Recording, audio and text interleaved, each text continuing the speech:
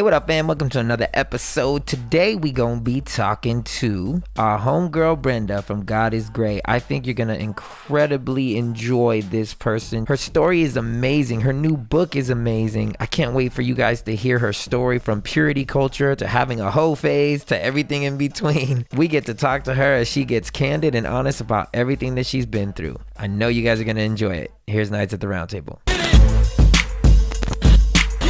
And welcome to another episode of Nights at the Roundtable. It's your boy, Man Weezy, with my queen to the left, Anjelah Johnson. Hello. And B to the right. What's up? And today, we are excited to have Brenda Davies. Yeah. Queen of God is Grey. Let's go. Author of Yes. On Her Knees. Come on. What It Do, What It Is, here in LA with us. How are you? Welcome. Hi, thank you so much for having me. Thanks for being here. We're very excited about this. Are you outside? Yeah, I'm on my porch Look because my at baby is you. sleeping inside. Look at you connecting to nature and being Yeah. one with your... Do you have a baby?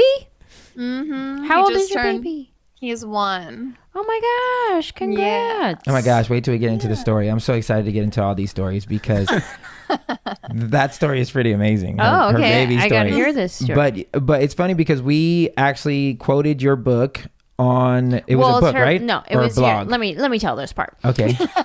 So you and I connected on Instagram. I started scrolling through all your videos on YouTube, and I was like, oh my gosh, this girl's preaching to my soul. And what I loved most is that Brenda would tackle some really like controversial topics. Yeah. And things that would like typically get you like riled up, and where I would probably pop off at the mouth, say something real uneducated. And like she stays so calm, cool, collected. Like all her responses are well like thought out and just like with love and grace. Even when she's like giving you like a pow pow, it's still with like love and grace.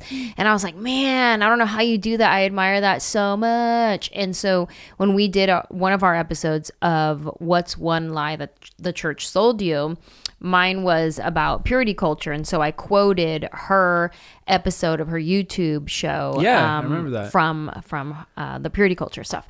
So I quoted you all up in that, and yeah, and then you had a story. Yeah, too. that's crazy. So I didn't even make the connection until now that was Brenda. That's awesome. Yeah. This happened maybe like, I don't know. Time moves differently now. Yeah.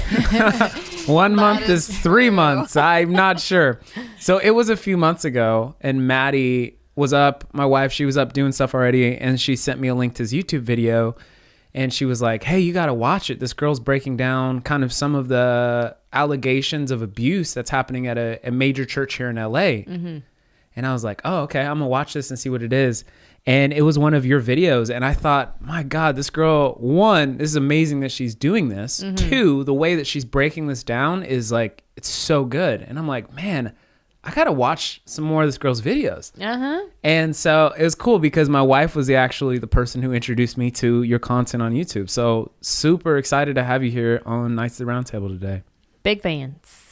I just want to stay quiet and listen to you guys say nice things about me. That's literally what this episode is about.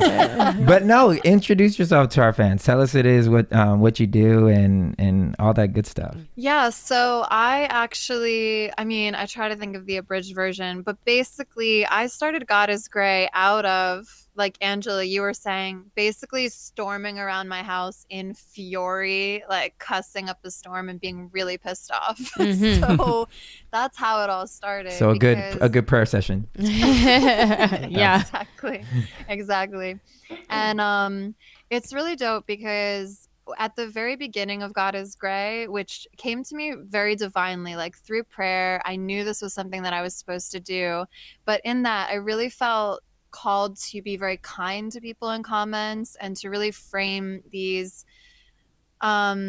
disputes, for lack of a better word, or my problems or issues that I have with people or organizations, or not even people, but the theology that people are promoting, with grace and kindness, with the invitation to do better. It's always about, you are effing up royally in this way. However, I'm sorry, I'm the one dragging it out into the light, but this is all about, you can do better. I believe in you. And I really try to frame things that way.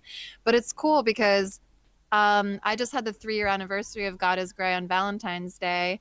And I just remember when I started, I was not that person. I was still storming around my house, cussing everybody out, being really pissed off. But kind of the practice of that kindness and the practice of compassion, I looked back and I was like, oh, I suddenly have become actually authentically that person who believes these things. So yeah, I'd encourage anyone to do that when you're engaging with a troll or something. Everybody is capable of change, and we should be inviting them to change, even when we're being like, hey, you got something in your teeth. I love that. I love how it's you aren't canceling people. You're saying you can do better, and then you didn't cancel yourself because you did better, and you learned how to be a genuinely compassionate person. And I'm sure too, because you're tackling on some big things, some really important conversations to be had. And for some of these people, it's like, you know, they're icons or they're like spiritual heroes. In some ways, they probably feel like you're tearing them down. Why are you doing this? You're a part of cancel culture. You're a part of, attacking. Exactly. Yeah, I always evangelicals love the persecution complex. They like pulling that out of their back pocket, and I'm just like, dude, you are not being persecuted. You are being called out for some really ill behavior. And to your point, it's like it does get really dark and heavy and sad sometimes. We're talking about sexual assault and cover-ups and abuse and spiritual abuse, and I try to keep it light. That's why I love talking about sex. To me, that can get dark and heavy and sad too, but also it's kind of like my only reprieve with fun to be like, now let's talk about this. But for the most part, it's a lot of like this unveiling. And 2020, I think that was such a major theme, unveiling all of these things, everything in the darkness being brought out into light. And like you said, Anjelah, not for the sake of canceling, but for the sake of being like, you know, and these people have been unchecked for decades, some of them. Like, look at Ravi, who just died and got outed for being an abuser.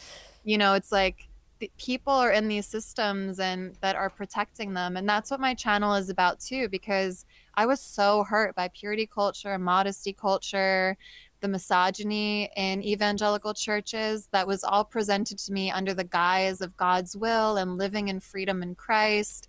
And when you really come up against the reality of that, you find that there are systems in place that help harbor abusers or help harbor toxic theology. And there's this great new movement called progressive Christianity, or even deconstruction, even if people don't wind up reconstructing that faith again. But all of it is about uprooting these structures, whether it be BLM and defund the police or Church Too, Me Too, that are just saying, hey, these seeds we planted are rotten, and we've got to pull out these trees and plant something new. Yeah, I love that.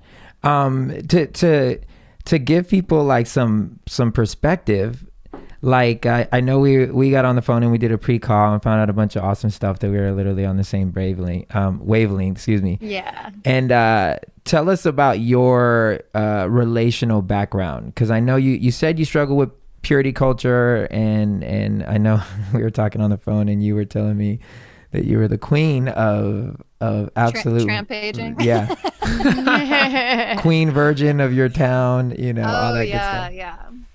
Yeah. So what I was telling Manuel is that I have been the poster child of these two polarities. I was the queen, virgin, chaste, good girl.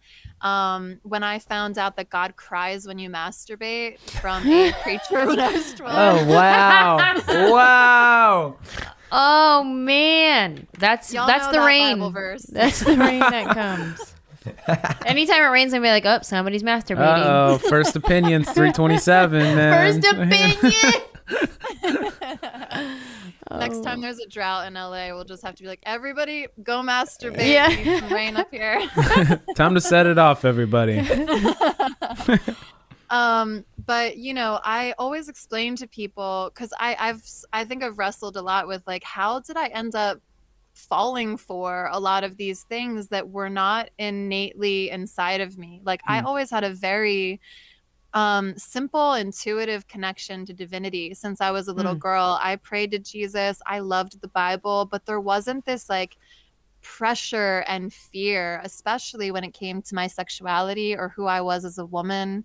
I've always been loud and boisterous and talkative and had leadership qualities. Like it wasn't until I got into evangelical spaces that I realized, oh, all these things about me are, quote, wrong. Wow. I'm doing this wrong. I'm the wrong kind of woman.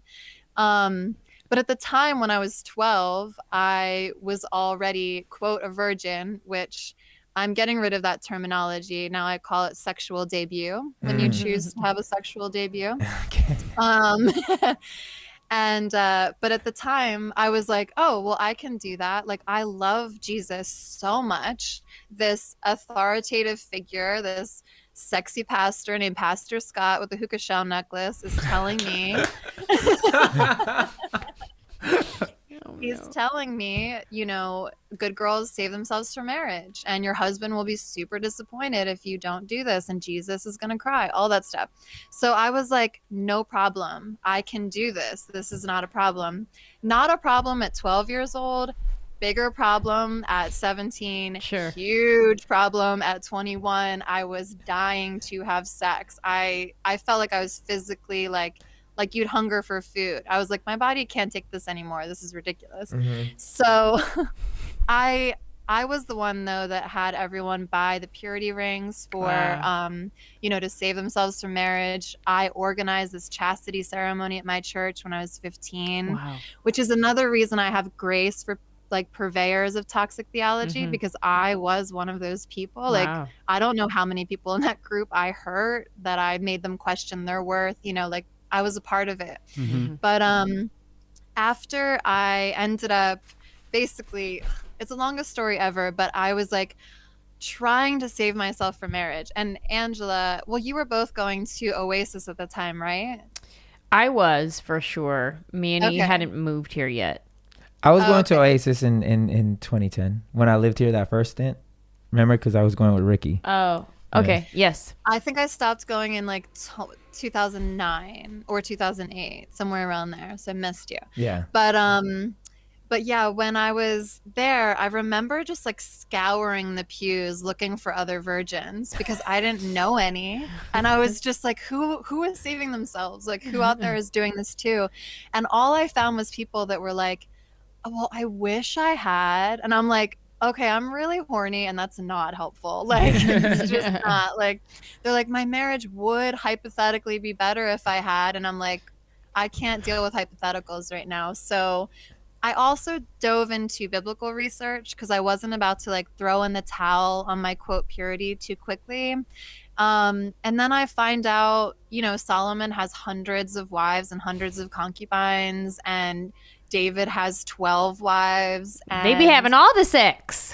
Yeah, I'm just like, where are even the virgins in the Bible aside from these like 12-year-old girls that are Solomon's concubines, So I couldn't really find the justification in the Bible. And let's be honest, I was trying to justify going in the other direction anyway. So I ended up trying to have a one-night stand. I was like, I just need to get rid of this problem. It was just too enmeshed in my identity. I just felt like it had become this like monolith, and it was all that mattered.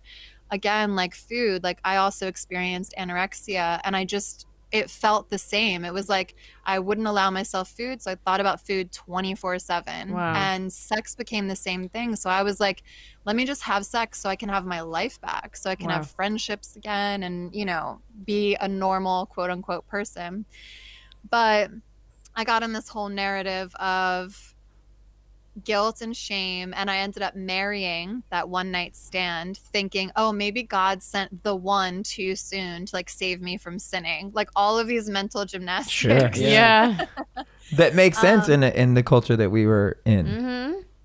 Yeah, so many mental gymnastics from our culture. But and then 2 years into our marriage, he admitted that he had been cheating on me while we were dating. No. He was on Yeah, he was on tour with bands and he was sleeping with girls on the road. And I have so much love and appreciation for him, and I don't even care, because honestly that was the thing that helped kind of like knock me out of these theologies and make me actually start questioning, because I was like, I was told this happily ever after: be a good girl, say no no no, wear a white dress, say yes, have a million orgasms, and live happily for the rest of your life. Right. And when that narrative falls apart, you're kind of left there being like, why didn't God come through for me? And that's when you have to decide, did God not come through for you, or is this theology a mess? And obviously I ended up feeling the latter were true. Wow. I have a question. When you first got married, because before you got married, you're like, I just want sex. That's all I can think about. I'm super horny. After you got married and sex was not a bad thing anymore, it wasn't prohibited, did you feel differently, or were you still like, nope, let's go, I've been waiting my whole life for this? Thank you. That's such a good question, Anjelah. It's I know we're promoting my book. This is definitely all in my book. This is a chapter I call Madonna, because when I got married, I feel he had the Madonna whore complex, where I was this perfect virginal queen, and then as soon as we got married and I was coming on to him for sex and I was wanting it more, he told me that it was turning him off. And we almost never had sex when we were married. Whoa. Yeah. And then even when I did, it's like in the evangelical script, you could always be doing it less sinfully. Like, oh no, I lusted after another guy, or I thought about what if he was a different person for a second, or oh, are we allowed to watch porn, or oh my God, what if someone, whatever. You can always do it better, and there's always that anxiety, you know? Yeah. Wow. I've never heard of that. The guy being like, oh, when we were dating and you were like super like precious and holy, now that you're coming on to me, I'm turned off. I've not heard that complex before. Oh, really? But I can understand it, and here's why. If you are getting it somewhere else, then Oh, because he was. it's more annoying, because it's almost it makes you feel worse about yourself, because typically a guy would be like, I went somewhere else because I couldn't get it at home. I didn't get what I needed at home. But the fact that he had somebody that was constantly wanting to give it to him and he was out getting it, that would just, if I was the guy, I would feel even worse, and I would try to make it, I would somehow try to deflect off of me and onto you, so that you wouldn't start questioning, why don't I want it? And because the reason I don't want it is because I'm already getting it, and it's funner out there. So if I could turn it on you, then it takes all pressure off of like, well, why don't you want it, sir? Son of a bitch. Especially if it sounds very, I don't even think I don't know if I would say it sounds very Christian, but I could see where, you know, desiring, or at least how he used it, was that it was better when you were more, I don't know what, like holy or not dirty. I don't understand. I don't get it. I don't know. I mean, men are given some weird, interesting scripts about female sexuality in secular as culture as well. You know, like women, I think we're coming into a brand new beautiful awakening where we're finally realizing women desire sex as much as men, if not more. Half the times I'm talking to my girlfriends about how they're trying desperately to have sex with their boyfriend or husband, and he's just not as into it. So like, I think it's kind of new that we're addressing the fact that we have these similar desires and wants and needs. I did learn biologically, because I remember when we got married at 30, like my sex drive took a dive. And I was like, what the hell? Like, not on, like, I didn't want it to, because I was like in my 20s, I was raging. And then I hit 30 and I was like, what happened? I don't understand this. And then I was talking to my close friend who's a physician assistant, and he dealt with the same thing. And he's like, well, you know, men and women are different. Like, as a woman gets older, I think y'all hit your peak sex drive at 30 or after you're 30, where men, once they hit 30, it starts going the opposite way. Like our primo is like 18 to 25, like where we're crazy. Frat boys. Yeah, Get them while they're hot. Yeah. and then go. it goes Let's down go. lower. And I wouldn't say that's for everybody, but that's when he told me, he was like, no, that's kind of normal. Like a general thing. Typically guys, as they get older, their drive goes lower, and then the girls start getting higher. I'm like, oh wow, okay, that makes sense. What made you want to write this book? Okay. So is this wind too loud now? Dang. Hey, it's just adding to the nature and beauty of it all. That's what Making it's this interview sound very important. So basically, after I got a divorce and everything, How long did you end up being married? we were married for 2.5 years. Okay. And when did he tell you he was cheating? He told me 2 years in. So I spent about 6 months trying so hard. Can you hear the lawnmower? I'm sorry. I thought it was an ice cream truck. I thought it was music in the background. I was That's like, just us adding Foley in the background. That's what we're doing. Sorry, Saturdays are the worst. I can pop inside if it gets too loud. Just let me know. You're good. Okay, so yeah, it was 2 years in, and then I spent 6 months just trying so hard to forgive him, because then I also had that narrative of I have to forgive and I have Right. to move forward, and I felt really ashamed to have a failed marriage. I didn't really want that.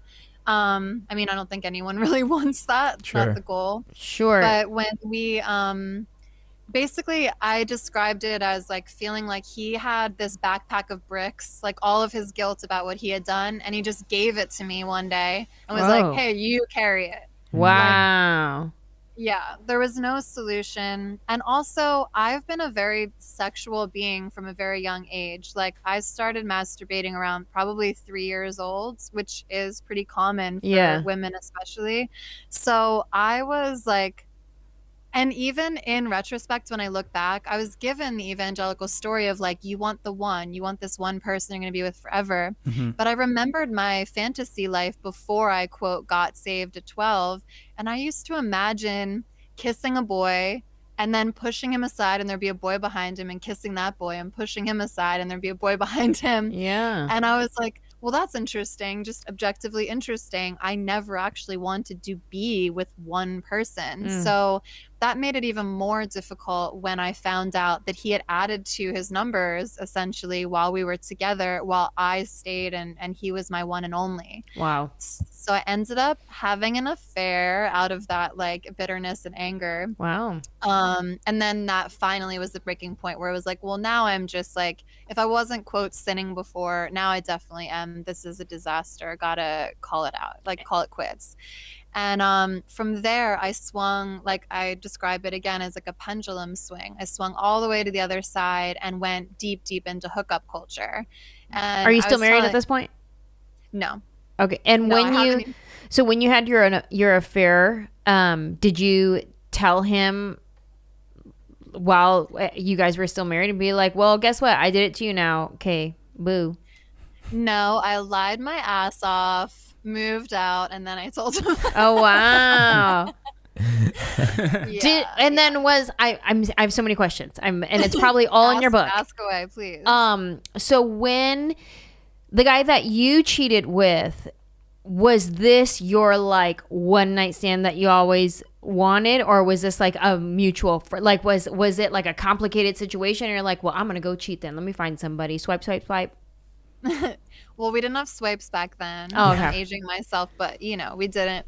No, I was actually doing a movie, and it was someone that I ended up meeting in Chicago. So I was out of town. So all the cards kind of stacked up to help me do this thing that I really didn't even believe I was going to do. I remember drinking an entire bottle of wine in this guy's hotel room and still thinking, oh, but I would never do that. Wow. And I like warning people about that too, because I think we should all acknowledge our propensity or ability to do something that's not good. I think, I had this good girl, I'm perfect. So I couldn't even recognize when I was getting into that territory of danger where I was going to do something that wasn't quite me.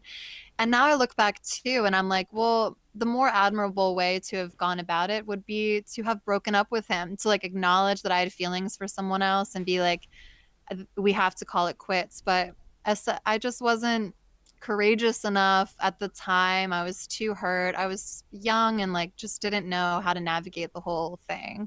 And after you had your affair, did you have the guilt and shame afterwards, even though you knew your husband had also been unfaithful? That's the really interesting thing, is that I remember when I had sex for the first time and then when I had an affair, I was waiting for all of that guilt and shame I'd always heard about to come, especially after I lost my virginity. I just remember like stepping outside and just like waiting for God to smite me or something. I was just like, when am I going to feel really, really terrible like everyone's told me I would? And it just never happened. And it's not because I don't have remorse for things. Like, I absolutely do. And I very much care about how other people feel and how I'm behaving. But I also am very anti-shame. I think shame does nothing but like paralyze you and make you unable to move forward and course correct your mistakes. It's about like conviction. Like, I did this thing wrong, so what am I going to do about it? Versus wallowing in the what ifs, because it was like, what's done is done. Yeah, it's good to have that frame of thought, like that idea of what exactly you just said about shame. I think actually acting that out and like owning that is the difficult part, because I could say all day, oh, shame is just going to keep you whatever, but to actually not let shame keep you locked in, like that takes work. Yeah, I talk about it like it's an invitation. Like, I really feel like shame like knocks on your door at certain moments, primarily at like 3 a.m. when you just like wake up and remember some dumb thing you said when you were 17. Like, that's kind of like that invitation, like, hey, don't you want to feel ashamed about this? But it's like an external thing, you know? I truly believe that conviction is very internal. Like, when God, because I still identify as a Christian 100%. So for me, when the Holy Spirit's calling me out on something, it's like that ping, and it still hurts. It's like, oh my gosh. It's like a parent or a lover even chastising you and letting you know you went in the wrong direction. But it's mobilizing. It's like, it's not like I am wrong or I am terrible. It's like, I did something wrong. I did something terrible. That's good. How can I correct it? But shame is like your pastor telling you God cries when you masturbate, or you know, someone telling you you're a piece of garbage or you're not worthy, and you take that on, and it paralyzes, shuts you down. So it's like, you're right, Anjelah, it's a practice. You have to be like, no, not accepting that invitation, just like gonna move forward. That's good. Okay, bring us back to you guys get divorced. Yes. I had to detour for a second. I needed the deets. No, I like it. I know there's somebody listening that was also like, but wait, there's more. And just to confirm, all these stories intertwine into the book. Yeah, this is all what kind of makes the book what it is. Oh, I can't wait. So as she's speaking, if you like what she's hearing, then the book is becoming more appealing. Okay, yes. go. Yeah, Anjelah, actually, your copy will be in the mail soon. Yes. I got your address. Yeah. After that, I went into what I call a trampage. And that was like... We call it hoe phase, yeah. Yeah, hoe phase, all the same. But my whole thing was like, I've had so much guilt and I've had so many scripts about what I'm supposed to do that I needed to just really break free of that. And I ended up leaving church at that same time because I knew that I wouldn't be accepted with that behavior that I was going to choose willfully to indulge in, but also because I just remember people like wanting to pray for me and encourage me to basically get back together with my husband, or like ask me what I feel about my marriage. And it just felt really loud. I was like, I just need everyone to quiet down. I need to be alone so I can really figure out what I'm doing. And the reason I wrote this book, truly, and the reason all of this work I'm doing is so important, because I want to be the cautionary tale. I want to have done the things that you should not do, and I can tell you why you shouldn't. And it's not because God will hate you or go to hell. It's because I like really hurt myself in a lot of situations. Because to me, purity culture and hookup culture are the opposites, and they're both negative. I see them both as negative things.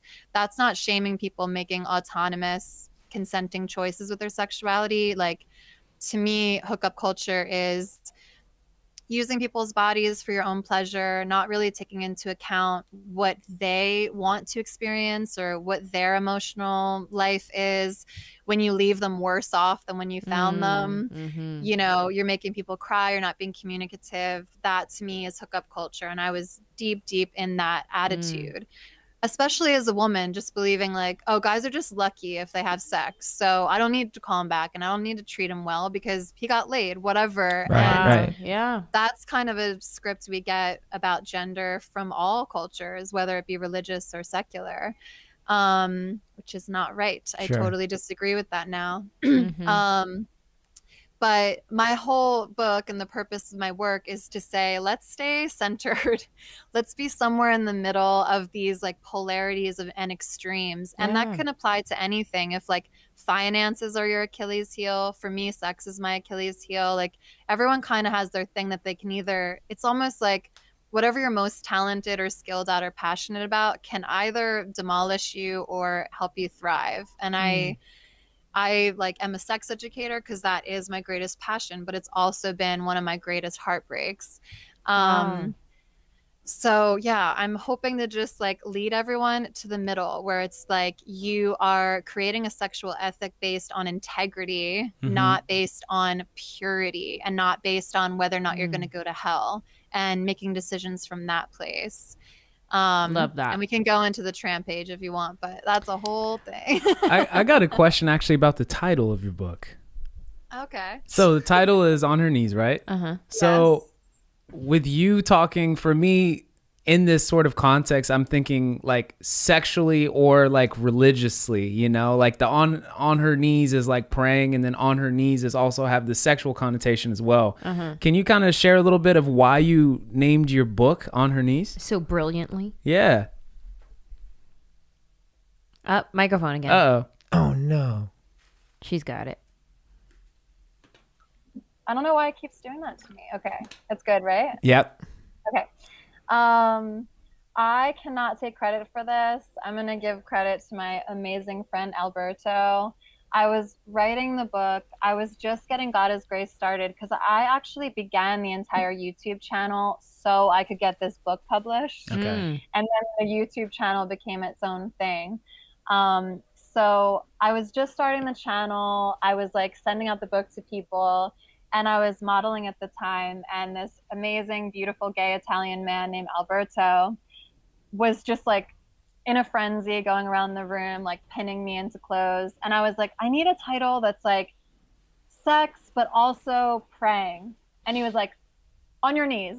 And I was like, oh my gosh. Winner, chicken dinner. All right. So I got it. Yes. Woohoo. Yeah. And it's funny because I had to fight for that title with my publisher because we did want it to be welcoming to a large audience. And I do dream of some conservative Christians reading it because there is, like I said, this is a cautionary tale. I'm sure people will find a lot of things that I've done or said offensive or out there. But like, I want people to know what this kind of culture begets and how this culture can hurt someone in real time over the span of 10 years, how deeply it had hurt me and confused me, and try to offer some balm and some alternatives to that sort of narrative.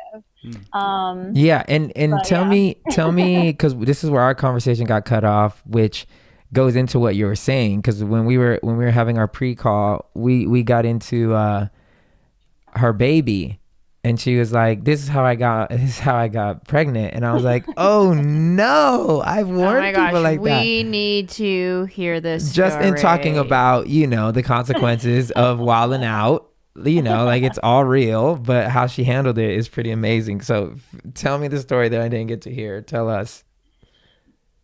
So basically, again, with the channel, I had gone on this like 10-year probably deconstruction of my faith on my own. And I didn't have that terminology at the time. I Right. didn't know there was going to be this glorious, gigantic community of people Mm-hmm. holding me when I finally came out and said these things. So I called it my prodigal son journey. I just considered myself that. And I was like, one day I'll come back. Hopefully I don't die beforehand and go to hell. Like that was kind of where I was with it. And then I started looking at I was writing blogs and journal entries about my experiences. And I was like, I think I should turn this into a book and see if other Christian girls have experienced this. And basically, on that journey, I ended up watching a lot of YouTube videos of other Christian girls, hoping to find a sex positive community or an LGBTQ affirming community. And instead, I found the same toxic theology that had really ruined elements of my life and really broken me. And my final straw was this girl saying that God is her birth control. And this is like an affluent girl, like white chick in her home, like plenty of space behind her because her house is big. And I'm like, yeah, of course God can be your birth control. You're not a mother of 3 in like downtown Los Angeles. Like that is a very privileged, ridiculous, unfounded, unbiologically accurate thing for you to say. And I ended up, like you said, Anjelah, at the top, storming around my house, cussing this girl out, freaking out. And that's when it like hit me. Like it was a very like divine moment. I was just like, God is gray, get your camera, do your own thing. Yes, you were your own answer. Yes. So that said, I was still in toxic relationships occasionally. I was still sleeping around whenever I wanted to, but I was also coming to terms with the fact that I didn't want to really live like that anymore. I was like, there's got to be a sexual ethic that makes more sense than this. This isn't working. I want a family. I want real love in my life. Like, this is not it. Just dealing with like fuck boys all the time. Yeah. And when I stepped out and put out my first episodes, at the time I was just sleeping with a best friend of mine because that's just what I was doing. And a really pivotal, beautiful moment is I read Linda K. Klein's book, Pure. And are you guys familiar with her at all? No. Oh my gosh, you have to get it. She basically researched 12 years of people that survived this evangelical purity culture. And she has all their stories in this book and talks about basically what it did. And it outlines like suicidal ideation, erectile dysfunction, vaginismus, like real consequences to this theology. Wow. And at the very end of the book, she said something kind of like, I realized that I had compartmentalized myself. Like my sexuality was here, my spirituality was here, and that God was never invited in my bedroom. So she describes an experience where she had finally decided to align herself and basically be like, God, I'm having sex, get in this room with me, which for any non-spiritual person probably sounds insane, but it's just really about that integration of like, you cannot cast parts of yourself aside, especially when you're in a situation as precious and vulnerable as a sexual scenario. Like you need to be integrated. You need to know your worth. You need to know what you deserve and advocate for yourself in those situations. And you can't do it when you think God hates you or you've left him outside of your bedroom because you're not worthy. And I have stories of like where that led to that are really depressing. So I heard Linda K. Klein said, God, get in here. And I practiced the same thing. Like the next time I had sex, it was with this dumb fuckboy that I knew he was. And I felt that thing in my spirit. Like while I was getting into the situation, I was like, this is dumb. And God was like, this isn't it. We don't like it. But I did it anyway without the shame for the first time ever. Because I was like, I'm just going to be whole in this moment and see how it feels. Like actually, like my friend Jamie Lee Finch is also incredible. She wrote this book called You Are Your Own about embodiment and staying in your body and honoring your body isn't a flesh piece of trash. It's your vessel from which you are living this life, and it deserves honor. So I took all of that in the bedroom with me. And then my desire for that just like dissipated, honestly. And I know it might not happen as easily for everyone, But that's really like a pivotal shift for me. So I was still sleeping with my best friend because it was a great relationship and it wasn't doing me harm. You know, we love each other. And, but I ended up getting pregnant out of wedlock, and that just became the next thing on my journey. And I was so scared because at the time, God is Gray was building. And I was like, oh God, do people think I'm like this saintly, like perfect thing? They don't know I'm still hoeing around. They don't know I'm sleeping with my friend. But they all really embraced me, and it's been incredible. And it's also just opened up other people to tell me their stories and be like, same thing happened to me. Like, it happens. But again, this is why sex education and, you know, a lack of shame is so important, because you don't want to get pregnant. There's ways not to, and people should be aware of that. Wow. How old is it son or daughter? It's a son. His name is Valentine. He just turned 1 in December. Oh, wow. So he's fresh. Are you and your best friend still best friends? Yeah, I mean, we're always going to be best friends for sure. Like, I think we've locked each other into our lives forever, whether we like it or not. I mean, quarantine's been really wild. It's been really interesting, like parenting and being in small quarters and figuring that out.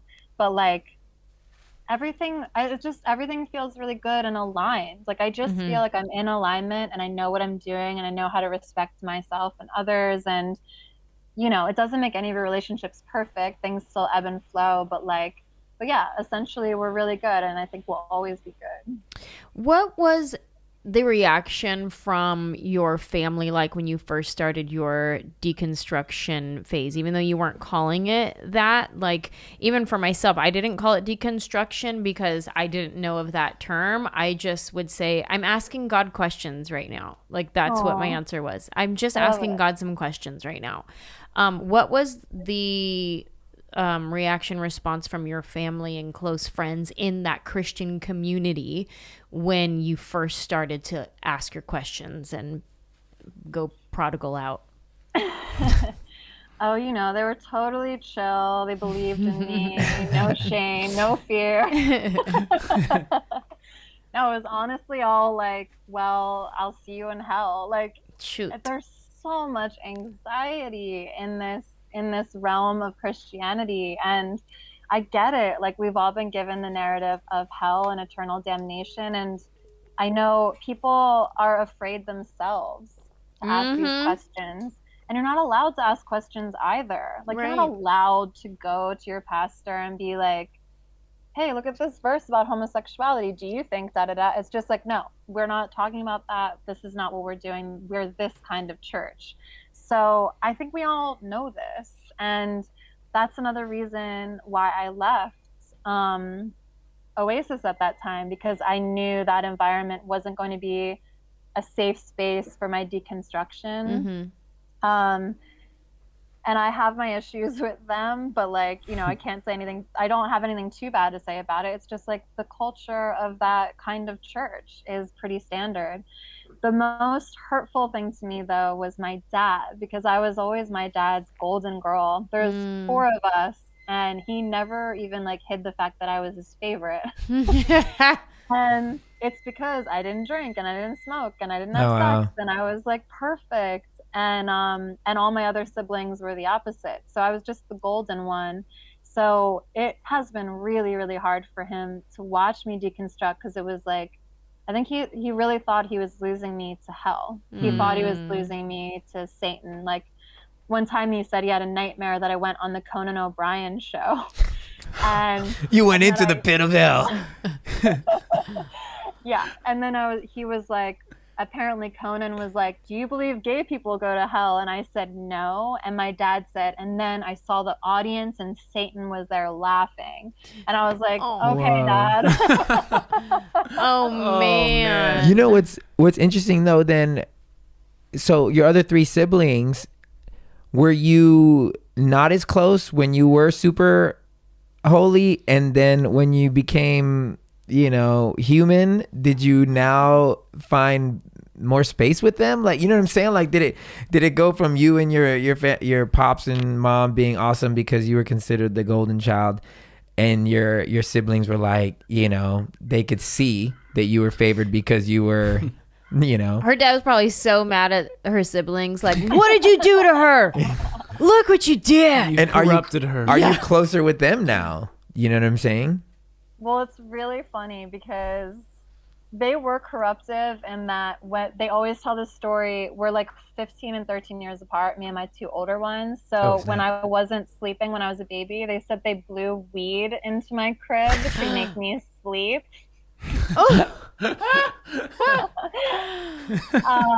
So that's them, and I love them. But I've always been closer to my younger brother because we're only 4 years apart, so we've just had more intimate time together, obviously growing up that way. My brother and I have always been best friends, super cool, like no judgment. Cute. And weirdly enough, when I've come out with all of this deconstruction and even God is Gray, my older brother especially is really scared, and he's kind of like taken on the stories and, you know, this like thing we were passed down from our own dad, who was passed down from his parents, like fear. Wow. You got to be afraid, you might go to hell. And I think it's brought a lot of fear up for him. So I'm gonna send him a copy of my book too, and hopefully, I don't know, You're all skip the Trampage chapter and just read pages 1 through 10 and 200 through 230. The conclusion. Man, but that's good. I mean, at least you're finding common ground with your family on different levels. Do you think your parents will read the book? Unfortunately, yes. Your dad's gonna have mad notes. I've been dreading this ever since I started writing it. Dreading it, like I hate it. I'm like, can I just never see you guys again after you read this? This is the equivalent of an actress doing nudity and her dad having A to sex see scene? having to see the. yeah. Oh my gosh, this is it. Yeah. And all his buddies too. Like, Yeah. Hey, I saw your daughter's new movie. It was good. Yeah, what do you say about that? And I enjoyed it. Well, good thing this is a book, and the odds are Yeah, that his yeah. friends aren't gonna read this. Right. I certainly hope not. Yeah. I mean, I saw a video you did with your dad where it seemed like he was respectful of your journey.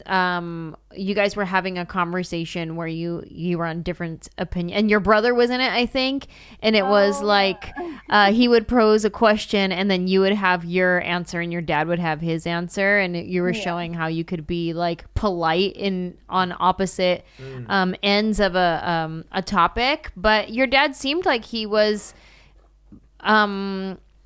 okay with your journey. I'm sure that's taken a while for him to get to that place. Yeah, we are. It's just been a really long, hard road. Like, that's us at our best. And there's so much love at the foundation of our relationship that is undeniable. And he thinks I'm like super smart and wise, and I will theologically like debate him on things, and ended up helping him like pivot on certain things. Yeah. But I still think, there's just still, he's 80, by the way. He just turned 80. So like any kind of change, any kind of like teaching an old dog new tricks that I have done in my life, I'm just like, honestly, I just commend you for being malleable at such an old age. Like, he is not a stick in the mud refusing to move. But we've had knockdown, drag out, crying in a restaurant, like fighting with him about primarily LGBTQ stuff. I remember one time I was crying so hard about George Zimmerman and screaming at my dad because he was not. And I don't even want to get into that. Like, it's so crazy to me. He taught in inner city Philly, all Black and Puerto Rican students, his entire career. And then he also watches Fox News and takes on their narrative of like property damage and stuff. And I'm just like, we're going to close these topics. Like, these are off limits topics. We cannot talk about BLM. We cannot talk about Trump, although I'll talk about him all day now that he's gone. Hey. But the thing that saves our relationship is like we are not discussing these things. And I know that's not always great because you would like to move the needle, but I'm never going to move that man's needle enough for him to like vote for Bernie. Right. So it's like, what's the point? Yeah. There's sometimes you got to just draw that line with family. I'm the same way with my dad. He has more conservative opinions than I do. And so we just have topics that we don't talk about. Every now and then we'll joke. And like during the election, I would throw him some Trump jokes and he would throw me some Biden jokes and we would laugh. But once we actually start talking seriously about, you know, policies and stuff, then it's like, okay, we can't do this conversation. Yeah, exactly. You know, you mentioned like at least 3 or 4 times in this interview, LGBT and LGBTQ, sorry. And what happened in your life that all of a sudden it became a priority to you? Did something personally happen as far as like your sexual spectrum, or you just ended up hanging out with a bunch of, you know, gay friends and all of a sudden you're like, I love these people? Well, I've always been a theater nerd and an actress, and my best friend all through school like came out of his mother's womb with like rainbows flying out. Like Right. Right. there's no way around that. And that's why too, like just that foundationally, I was like, no, people are born gay. Like he was born gay. There's absolutely no way he was ever gonna go for a woman. But yeah, it was just those interpersonal relationships. And I know a lot of straight allies that is definitely the thing that breaks them, because it's such a point of cognitive dissonance in church. If you say God loves unconditionally, we're made in God's image, but if 2 dudes love each other, they're both going to burn in an eternal damnation. You're just like, how do I mix these 2 things? And then when it gets really dark and heavy and you talk to friends who have experienced suicidal ideation, or there's even people we've lost to suicide in that community because of this Christian rhetoric. I think it's for a lot of us, it was the issue that kind of pushed us and was like, actually, I left Oasis. I remember it distinctly because it was in 2008 and the pastor was telling us to vote. I know it's confusing. It was like against gay marriage, against Prop 8, which I think was a yes or a no. I don't remember. But that was actually the main reason I left that church. Interesting. Yeah, and I couldn't justify it theologically at the time. I just knew. I was like, and I say this like when I think about parenting or something, it's like, why do we tell our sons and daughters, if you walk down an alleyway and you get a terrible feeling in the pit of your stomach and you get goosebumps, listen to your body, follow that. Like you need to run, your body is telling you to run. But that if you go into a church space and feel that same sinking in your stomach and you hear a doctrine that you're like, that can't be right, and your whole body tenses up, no, you're wrong. Like, why is that true? I don't think that's true. I think we intuit the spirit and we do know. And you can theologically argue that being gay is a sin, and you can theologically argue that it's not a sin. To me, it does have to come down to, does this make sense on a cognitive, real level? And it doesn't. We can't keep hurting people like this. And there's no good alternative option. You can't just say, oh, stay celibate for your whole life. Don't worry about it. Like, what kind of resolution is that? It's funny because there's a guy that, who is it that I know that wants to introduce me to this person? I forgot his name, but he was a man that was, he goes around preaching now. He is currently single, but was gay, and now he still is. He calls himself ex-gay. I don't know if he's that. I really got to remember who the person is that told me that wanted me to get him on the podcast. But he goes around preaching and telling people, I'm still very much gay. I'm just choosing to live this way. You know, that exists. That's interesting. Yeah. Yeah. So it's. I have to remember who told me, because I have to get this guy on and talk to him. Cy Rogers, remember Cy Rogers? Rogers? Cy was brilliant. Didn't he pass away? Yeah, he passed away last year. Did he? Oh, I didn't know that. He was brilliant. I heard him talk once and I was like, whoa, this guy is brilliant. Dude, he was like, yeah, he was brilliant. Like, just even just some of the stuff he's breaking down of his understanding of culture and everything, you know? Yeah, it was interesting because I remember hearing him years ago talking about like how he felt like God brought him out of that lifestyle, but the remnants of that lifestyle, he's like, I'll never get rid of this. And he didn't really go into detail, but I thought that was interesting because, like, you know, you'll hear some people are like, God save me, I am no longer attracted to the same sex, and then you just kind of feel like, really? Really? I don't know if Sai ever said that either. I don't think he I don't ever said- remember what his stance was, but I do remember I went to a church here in LA, not the Oasis, a different church.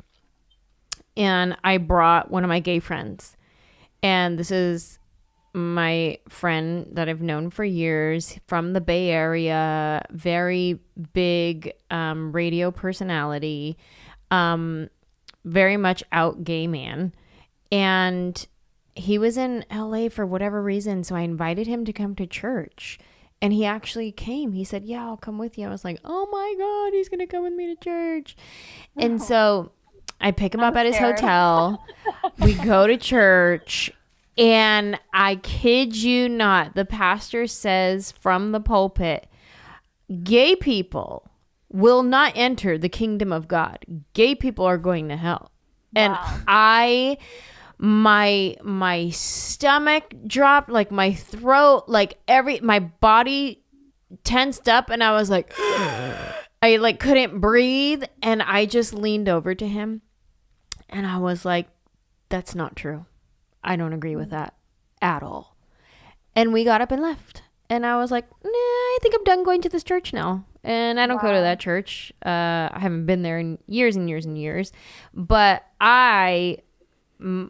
same kind of thing, like the LGBTQ issue in the church for me is the one that really propelled me to start asking questions. The fact that my family members and my friends were not accepted and were not, quote, going to this place called heaven. They were going to a place called hell where you burn and for all eternity. Like, imagine like an hour of burning. Well, think of like 24 hours of that burning, and then like years and years, just eternity of years and years of your skin melting off pain because you're gay. I'm like, really? That's God? I don't like that God. Hey, a billion years in, hey, did you learn your lesson yet? Yeah. You should have not been gay, huh? Right? You're just thinking of like, oh man, this God whose mercy endures forever. Yeah. It was truly the kindest, most generous, accepting person. Like, you know, it's like even the hardest heart can't turn down that kind of love. Yeah, that was the thing that I really was like, I'm gonna start asking some questions. I don't subscribe to this. I don't like this. Something's wrong. Yeah, and then I would always get like, well, I don't have, like, I can't debate people theologically, and I'm just like, well, I just don't believe it.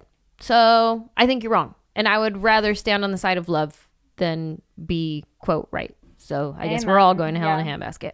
Yeah, I completely agree. I'll see you there. I've seen the narrative change too. Like, I hear everything you're all saying. Like, I remember growing up, the narrative was it's gay to be, or it's a sin to be gay. Right. And then the church was like, oh no, we have to soften this up because gay conversion therapy has a 99.9% failure rate. Mm-hmm. Many argue that 0.1% doesn't even exist anymore. So then the church had to catch up. So they changed it to, oh, it's not a sin to be gay. It's a sin to act on homosexual tendencies. Wow. It's a lifestyle, and you're not born that way. If science ever proves that you are born with a certain, genetic disposition, then they're going to have to change the narrative again. Mm-hmm. So it's like, it's just all this catch up. But to me, the main huge problem is like twofold. One, the Bible says, look at the fruit.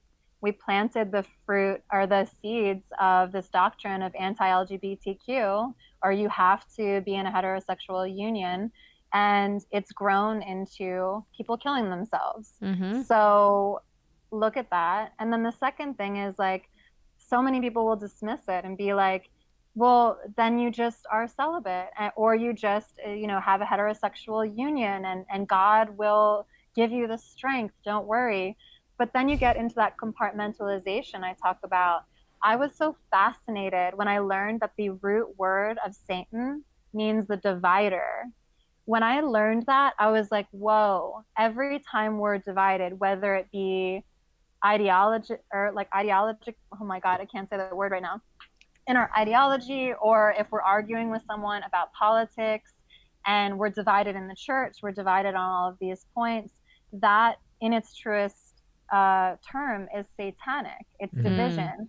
And when you are satanically divided in your body, that is me going into bedrooms, having sexual situations, and compartmentalizing.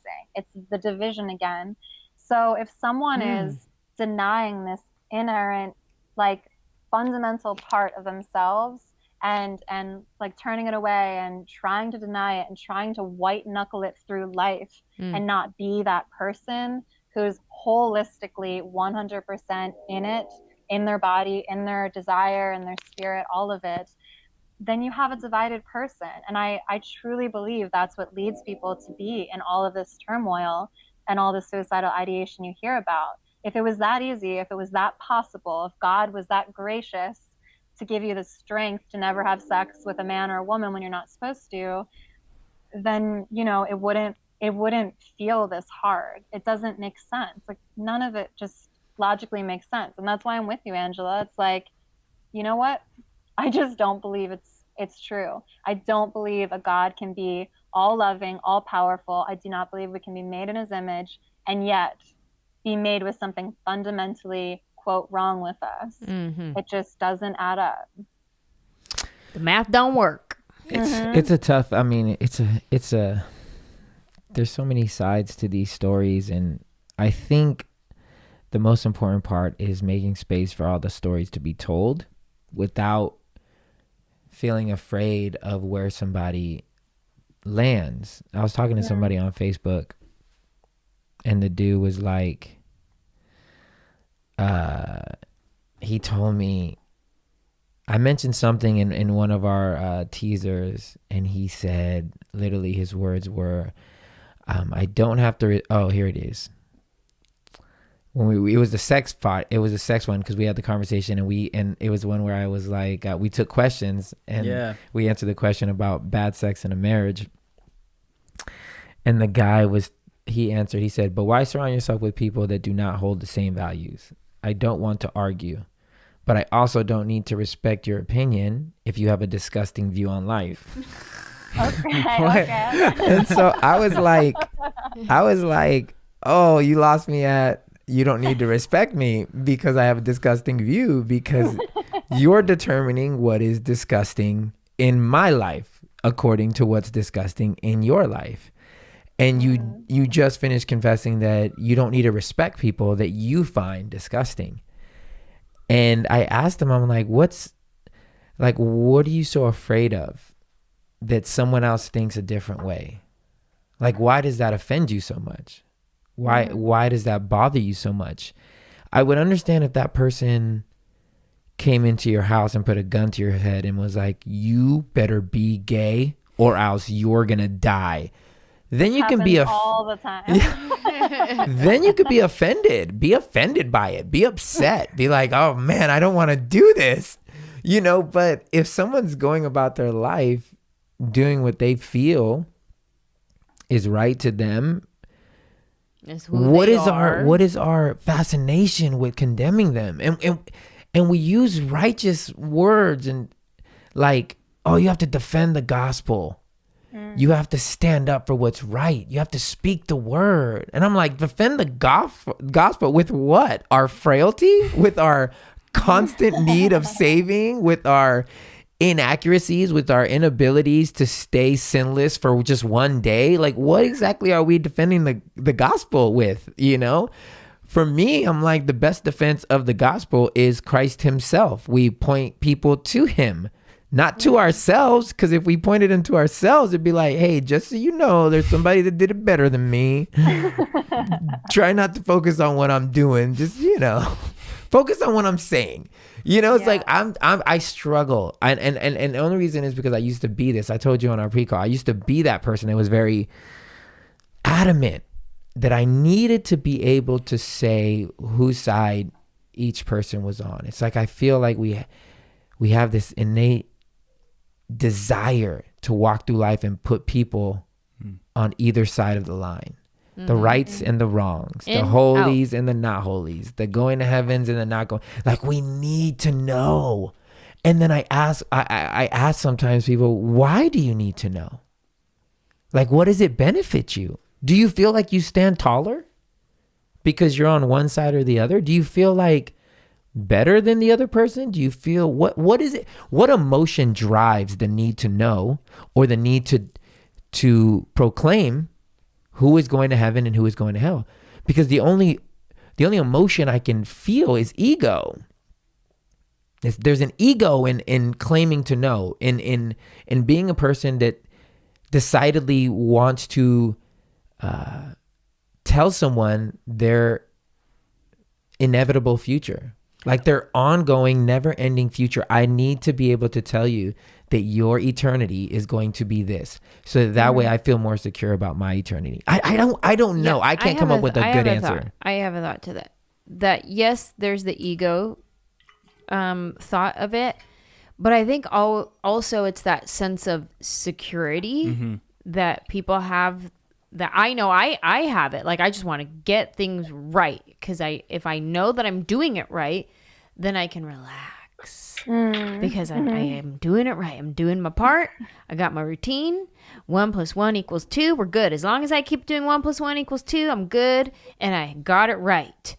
And it's that sense of security that even if something goes wrong, then you put all that trust in your 1 + 1 = 2. Well, I'm doing it right. So eventually everything will work out for the good to those who love God. 1 + 1 = 2.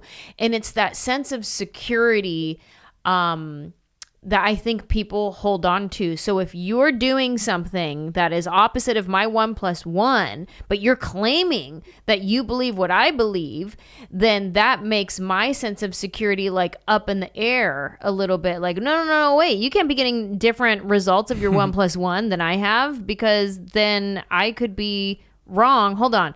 No, I need to be secure. So I feel like it's like ego, but then also like people wanting, like grasping for safety and security to know that they're doing it right. Yeah, I had a friend hit me, and check this. I'm reading this book, which I told you about, Peter J. Gomes, and in this book, I posted on my Instagram story, and I said something to the point of that the Bible was written by men, right? But it wasn't literally God. Like, the Bible was not literally God, because making it literally God is making an idol of it. And I never heard that like idea. And I started like just sitting with that, and I'm like, man, what does he mean by that? And as I read on in the book, what he was saying was that we have taken this book and have made it literally God, to the point where we're afraid of it. We use it as a weapon, and we use it as an actual, like, this is God, as opposed to acknowledging, no, there is a God. There was a God that walked this earth. He's not this book. This book is from the people of God trying to remember their God, trying to teach about their God, and trying to make sense of him, trying to connect with him. Yeah. But it wasn't for God that this Bible was written. It's not like God is up there like, man, without this book, how the hell are people going to know about me? Like, God's the publisher. Like, and so when I posted, my friend was like, oh, you know, I don't know if I agree, because, you know, the word is more than God. You know, the Bible says in John that the word was God and it became God and be flesh, and, you know, and da-da-da-da-da. And I was like, yeah, bro, that word in the Greek is logos, you know, it's a masculine noun, you know, it's not a verb. it's a noun, meaning the word, you're using it in Americanese, saying the word, because we call the Bible the word. So you're telling me that that's what it's talking. It's not talking about that. It's talking about the word in a masculine noun, a person, place, or thing, a noun. And it's literally meaning something that speaks, like a declaration, you know? So when God was present in that introduction of the world, where he says he spoke things into existence, that's what he was talking about. The book didn't exist. And even when Christ was walking around, the book that didn't exist either. Like, it wasn't put together yet. None of it was. They had a Torah, they had a law book for good Jewish people, but not for the world. They just had a Jewish book that taught them how to do this and how to not do this. It was very much a rule of law that you got punished if you didn't follow these rules. So I could try to really grasp what you're saying, that God being the verb. No, God is the noun. The word was a noun. I'm trying to understand that. When it says picture. the word was with God and the word was God. So is it almost like in the beginning was the word, like, because things were spoken to in existence? If now we get into energy and quantum physics type thing, like it's spoken vibrations and particles, like God is that energy in the word, and that's what it is. God is the word. The energy. Well, he's the one that's speaking it. If he's the creator of all things, you know what I'm saying? So when it says in the beginning was the word, so we believe in Christianity that God is the one that created it out of nothing.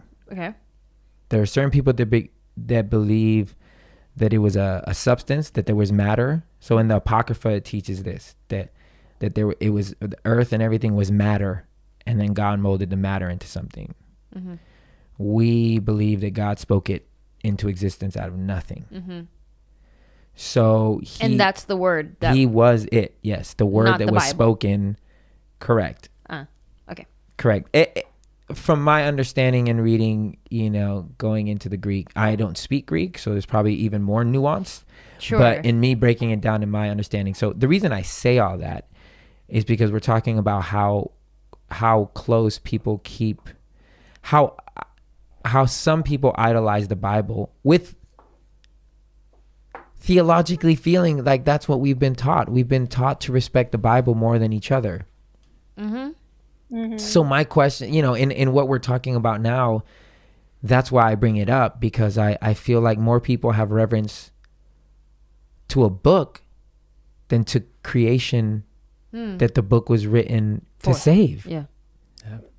To tell the story of this almighty God that loves you, that wants to save your life. But don't freaking mess with this book.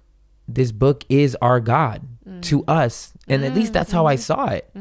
This is the living word of God, meaning like this is him. But no, him is him. Because if this book was supposed to be that thing that we worship and idolize, which it wasn't, because he never told us to.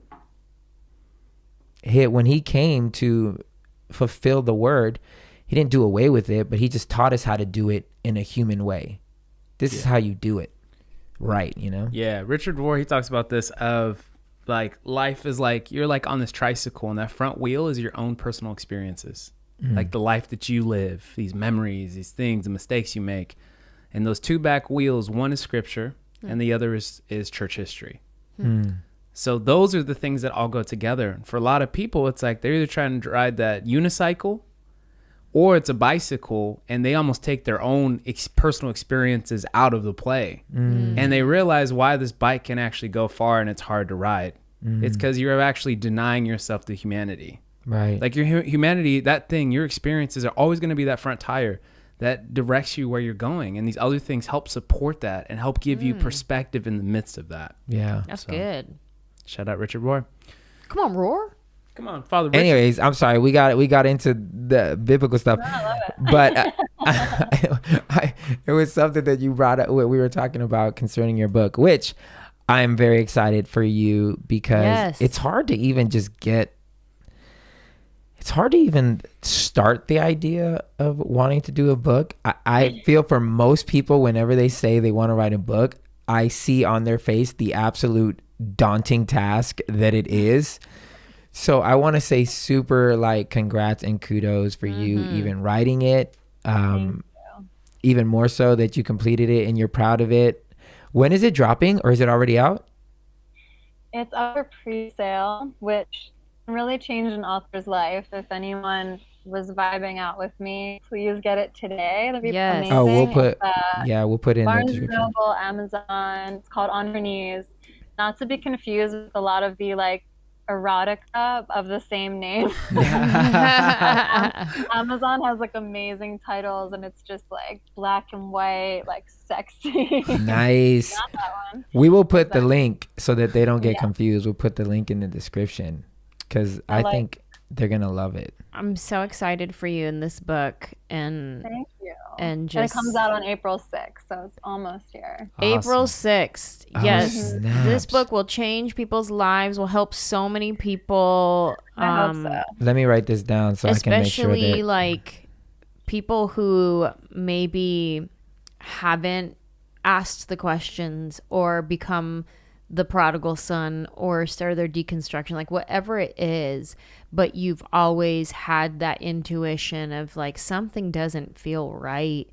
And I feel like you just sharing your story is really going to unlock some things for people, and it's really incredible. We're so grateful for you coming on our podcast, sharing your story, promoting your book.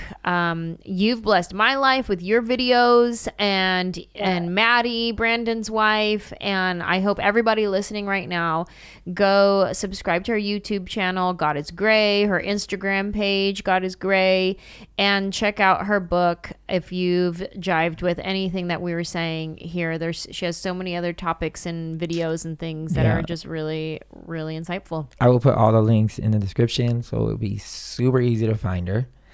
And if you enjoyed what she had to say, let us know if you guys want to have her back. Yeah. And we shall. And we'll dive into sex talk, which we should. We should just make it a thing, because our sex podcasts are always popular. So we can get into it. Really fun. That would be amazing. Well, thank you so much again for taking time. And like we always like to say, we pray that you find a seat at the table. But if you don't, you are always welcome at ours. Cheers. Cheers.